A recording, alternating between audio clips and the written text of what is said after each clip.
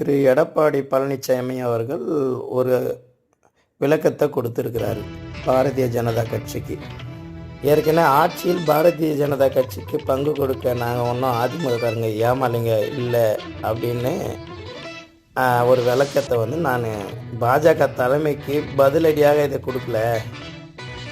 அதிமுகவை பாஜக விழுங்கிடும் அப்படின்னு திமுக கூட்டணி கட்சிகள் கூறி வந்ததற்கு பதிலளிக்கவே நான் அப்படி கூறினேன் அதை என்பதாக திரு எடப்பாடி பழனிசாமி அவர்கள் விளக்கம் கொடுத்திருக்கிறார்.